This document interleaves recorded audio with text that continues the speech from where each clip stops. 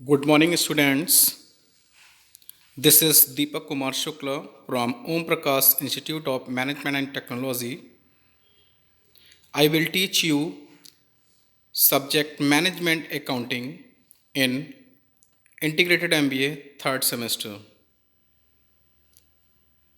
तो आज हम लोग फर्स्ट यूनिट स्टार्ट करेंगे मैनेजमेंट अकाउंट में। ठीक है, आपका फर्स्ट यूनिट से स्टार्ट होगा। तो यूनिट फर्स्ट में आपका फर्स्ट टॉपिक आता है meaning of management accounting.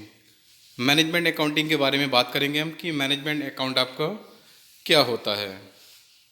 Okay, management accounting is the process of analysis, interpretation and presentation of accounting information collected with the help of financial accounting and cost accounting in order to assist management in the process of decision making, creation of policy and day-to-day operation.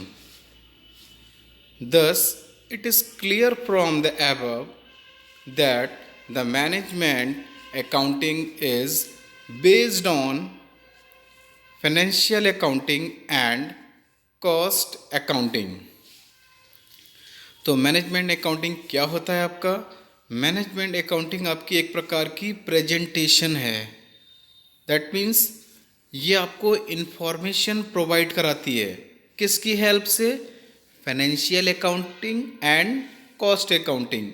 तो management accounting में क्या होता है, आपकी दो accounting आपकी आती हैं, financial accounting and cost accounting, और आपका एक टैक्स अकाउंट भी आता है। तो इससे हमें क्या पता चलता है कि मैनेजमेंट का जो आपका स्कोप है वो आपका ब्रॉड है, बहुत बड़ा स्कोप है इसका। ठीक है, दूसरी चीज़ इसमें जो इसके अंदर जो वर्क करते हैं आपके financial accounting and cost accounting, financial और कॉस्ट अकाउंटिंग से जो भी आपकी वर्क प्रिपेयर होता है वो इन्फॉर्मेशन मैनेजमेंट देखता है। अगर उसमें कोई भी प्रॉब्लम है, कोई कमी है, तो वो उसके बारे में बताते हैं कि आगे आपको इसे किस प्रकार से सही करना है। आगे आपका दिया था कि in order to assist management in the process of decision making, creation of policy and day to day operations. किसी भी इंस्टीट्यूट, कंपनी में जो डे टू डे ऑपरेशंस आपके क्रिएट किए जाते हैं वो आपके मैनेजमेंट के द्वारा ही किए जाते हैं। दूसरी, मैनेजमेंट आपका डिसीजन लेता है। कोई भी आपको वर्क करना है, कोई भी प्रॉब्लम आ रही है, तो उसमें आपका मैनेजमेंट डिसीजन लेता है कि उस वर्क को कैसे करना है। तीसरी चीज़, आज प्रेजेंट में जो भी हो रहा है किसी इंस्टीट्यूट या फिर कंपनी में, ठीक है, उसका क्या रिजल्ट आया वो मैनेजमेंट एनालिसिस करता है। ठीक है, उसके बेस पे फिर मैनेजमेंट एक मीटिंग करता है अपने एम्प्लॉयज़ के बीच में कि आगे फ्यूचर में हमें किस प्रकार से ऐसी प्लानिंग करनी है, ठीक है, कि उसकी कंपनी जो है वो आगे बढ़ सके। ठीक है, जैसे कि कंपनी में कुछ भी प्रोडक्शन हो रहा है, ठीक है, किसी भी प्रोडक्शन हो रहा है और आज सपोज करो आपका टर्नओवर 1 करोड़ का है, ठीक है, तो मैनेजमेंट की ये फ्यूचर में क्या रहेगी प्लानिंग कि वो 1 करोड़ से 2 करोड़ का टर्नओवर हो जाए। ठीक है, तो मैनेजमेंट आपकी एक कॉन्टीन्यूअस प्रोसेस है, ठीक है, जो हमेशा चलती रहती है। बट ये किस पे डिपेंड है? फाइनेंशियल अकाउंटिंग और कॉस्ट अकाउंटिंग पे। तो जैसा कि हमने ऊपर पढ़ा है कि thus it is clear from the above that management accounting is based on financial accounting and cost accounting. तो ये आपका बिल्कुल क्लियर है कि मैनेजमेंट अकाउंटिंग आपके कॉस्ट एंड फाइनेंशियल अकाउंटिंग पे पूरी तरह से डिपेंड है। दूसरी चीज़, मैनेजमेंट अकाउंटिंग में आपको जो ट्रांजैक्शंस आते हैं वो आपके मॉनेटरी एंड नॉन मॉनेटरी दोनों टाइप्स के आते हैं। ठीक है, मॉनेटरी का मतलब मनी से रिलेटेड जो ट्रांजैक्शन होते हैं वो भी मैनेजमेंट अकाउंट में आते हैं, और जो नॉन मॉनेटरी दैट मीन्स जो मनी से रिलेटेड नहीं होते हैं वो भी आते हैं। ठीक है, तो both transactions are treated in management account. Okay, next आपका टॉपिक आता है स्कोप ऑफ मैनेजमेंट अकाउंटिंग। तो मैनेजमेंट अकाउंटिंग का स्कोप क्या है? फर्स्ट पॉइंट आपका इसमें दिया हुआ है financial accounting. Okay, financial accounting provides information useful for future planning and financial forecasting। तो फाइनेंशियल अकाउंटिंग जो है मैनेजमेंट में क्या प्रोवाइड कराती है आपको? हिस्टोरिकल इन्फॉर्मेशन, मतलब पहले हमने क्या कर रखा है। ठीक है, तो फाइनेंशियल अकाउंटिंग में आपका जो भी अकाउंट से संबंधित जो भी आपका वर्क होता है, तो जब तक हमें पहले का नहीं पता होगा तब तक हम प्रेजेंट का प्रिपेयर नहीं कर पाएंगे, और प्रेजेंट का प्रिपेयर नहीं होगा तो हम आगे फ्यूचर के लिए उसकी कल्पना भी नहीं कर सकते हैं। ठीक है, जैसे कि हमने आपको फर्स्ट सेम में आपको पढ़ाया था, आपका था फंडामेंटल ऑफ अकाउंटिंग। उसमें हम आपको बैलेंस शीट्स पढ़ाते थे। तो बैलेंस शीट्स का क्या रहता है? जो भी इसके क्लोजिंग अकाउंट्स में क्लोजिंग बैलेंसेस आते हैं, ठीक है, तो जो आज का क्लोजिंग है वो आपका कल क्या होगा? ओपनिंग, और जो आज का ओपनिंग है वो हमारा क्लोजिंग होगा। ठीक है, तो हमें लास्ट ईयर के क्या पहले के ये बता रहा ना हिस्टोरिकल इन्फॉर्मेशन, हमें लास्ट ईयर के बैलेंसेस का पता होना बहुत ज़रूरी है, क्योंकि उन बैलेंसेस को बेस मान के ही हम प्रेजेंट में अकाउंट्स प्रिपेयर करते हैं। उन बैलेंसेस को लिख करके आपके जब तक वो बैलेंसेस नहीं होंगे तब तक आप अकाउंट प्रिपेयर नहीं कर सकते हो।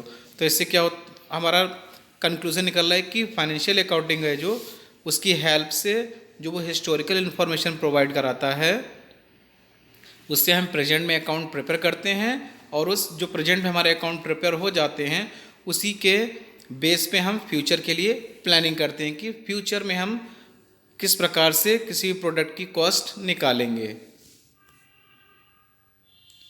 सेकंड जो आपका स्कोप में पॉइंट दिया हुआ है कॉस्ट अकाउंटिंग। कॉस्ट अकाउंटिंग क्या होता है आपका? It provides various techniques of costing which are used in the process of planning and decision making. Cost accounting आपको टेक्निक्स प्रोवाइड कराता है कि हमें कोई भी डिसीजन हम लेते हैं कॉस्ट से संबंधित तो किस प्रकार से लेना है। दूसरी चीज कॉस्ट अकाउंटिंग से हमें बता रहे हैं various techniques of costing which are use the process of planning and decision making. Suppose that हम कोई भी यूनिट हमारे यहाँ मैन्युफैक्चर चेयर्स मैन्युफैक्चर हो रही हैं, ठीक है, कोई कंपनी हमारी है या फिर फर्म है, चेयर्स का काम हो रहा है, हमारी 100 चेयर्स का जो प्राइस है वो कितना है? 50,000। ठीक है, तो हमें टोटल कॉस्ट का तो पता है कि हमारा 50,000 है। अब अगर हमें कॉस्ट पर यूनिट निकालना है तो हम क्या करेंगे? सिंपल सी बात है, जो आपका टोटल अमाउंट है, total amount upon number of units, that means 50,000 upon 100, आपकी वन चेयर की कॉस्ट कितनी जाएगी? 500। तो इस प्रकार से कॉस्ट अकाउंटिंग की हेल्प से हम मैनेजमेंट अकाउंट में कॉस्ट पर यूनिट किसी का भी निकाल सकते हैं, जो भी यूनिट प्रोड्यूस हो रहा है या मैन्युफैक्चर हो रहा है। ठीक है, नेक्स्ट थर्ड पॉइंट आपका आता है इसमें स्कोप में forecasting and budgeting. Management accounting exercises the tool of forecasting and budgeting in the process of planning, controlling and decision making। तो मैनेजमेंट किस चीज़ पे काम करता है?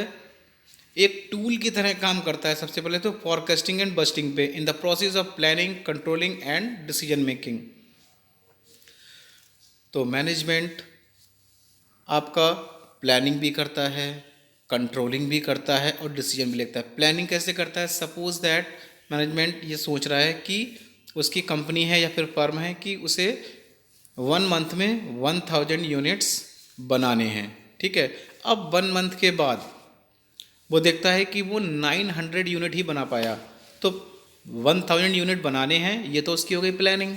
ठीक है, अब जब उसने देखा मंथ के लास्ट में कि 900 यूनिट ही बना पाए फर्म, ठीक है, तो जो 100 कम रह गए हैं, क्यों नहीं बन पाए 100, उस पे अब वो क्या करेगा? कंट्रोल के लिए क्या करेगा? पहले वो ये देखेगा कि क्या कारण है कि हम 1000 यूनिट नहीं बना पाए। हमने तो प्लानिंग की थी बट हम 1000 यूनिट नहीं बना पाए।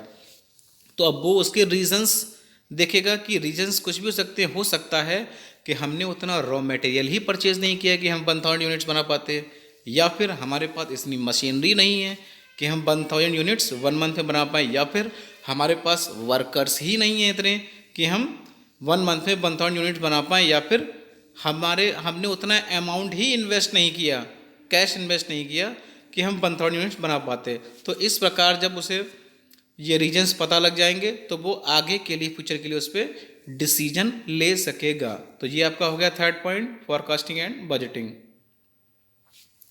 नेक्स्ट आपका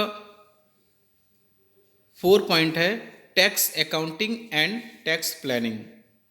ठीक है, तो स्कोप में आपका ये पॉइंट है tax accounting and tax planning. The analysis of implication of tax provisions on future projects comes under management accounting. तो मैनेजमेंट का काम होता है कि फ्यूचर में या फिर प्रेजेंट में जो भी टैक्स आपका रेट है टैक्स का, और टैक्स रेट का क्या होता है, टैक्स रेट चेंजेस होते रहते हैं। ठीक है, टैक्स रेट जो वो हर साल चेंज होते रहते हैं। इनकम टैक्स है उसकी जो भी बुक होती है, वो जिसमें भी मतलब चलती है बुक, बीबीए में चलती है, आपकी बीकॉम में चलती है, तो वो हर साल बच्चों को न्यू लेनी पड़ती है। पुरानी बुक से पढ़ाई नहीं की जाती है क्योंकि उसके टैक्स रेट जो है वो चेंज हो जाते हैं। तो होता क्या है कि जो भी रेट आपके चेंज हो जाएंगे तो उसका फ्यूचर के ऊपर इफेक्ट पड़ता है कि फ्यूचर में हम जो भी टैक्स देंगे वो इंक्रीज या फिर डिक्रीज हो सकता है। तो इस प्रकार से टैक्स प्लानिंग की जाती है। और टैक्स प्लानिंग का क्या होता है कि कोई भी मैनेजमेंट या जो कोई भी कंपनी हो, फर्म हो, वो यही सोचती है उसे टैक्स कम से कम पे करना पड़े। तो उसके लिए क्या होता है, किसी भी कंपनी या फिर फर्म या फिर इंस्टीट्यूट को अपने एक्सपेंसेस को अच्छी तरह से मेंटेन करना पड़ता है, क्योंकि हमारे जो भी एक्सपेंसेस हो रहे हैं अगर हम वो भूल गए डालना है अकाउंट में तो कहीं ना कहीं एक्सपेंसेस हमारे कम हो जाएंगे और हमारा कैश जो है वो इंक्रीज करने लगा। जितना कैश इंक्रीज करेगा हमारा प्रॉफिट उतना ज़्यादा आएगा, प्रॉफिट ज़्यादा आएगा तो हमें टैक्स ज़्यादा पे करना पड़ेगा। क्योंकि जो आपका टैक्स है, हमने फर्स्ट सेमेस्टर वो सेकंड सेमेस्टर में आपने बनाया था फंडामेंटल ऑफ अकाउंटिंग में प्रॉफिट एंड लॉस अकाउंट, वो हम आपको कंबाइंड बनवाते थे, trading and profit and loss account and balance sheet. तो ट्रेडिंग में अकाउंट में तो आपका ग्रॉस प्रॉफिट आता था और प्रॉफिट एंड लॉस में आपका आता था नेट प्रॉफिट। तो जो आपका नेट प्रॉफिट होता है टैक्स उसी के ऊपर पेड होता है। ठीक है, तो बिजनेसमैन जो भी होते हैं आपके या भी जो भी कंपनी होती है वो ये अपने एक्सपेंसेस मेंटेन करती हैं अच्छे से, जिससे उनका प्रॉफिट कम से कम शो हो, और जब प्रॉफिट कम से कम शो होगा तो उन्हें टैक्स कम पे करना पड़ेगा। तो इस प्रकार से जो है मैनेजमेंट प्लानिंग करते हैं। नेक्स्ट आपका फिनिश हो गया। Thank you students.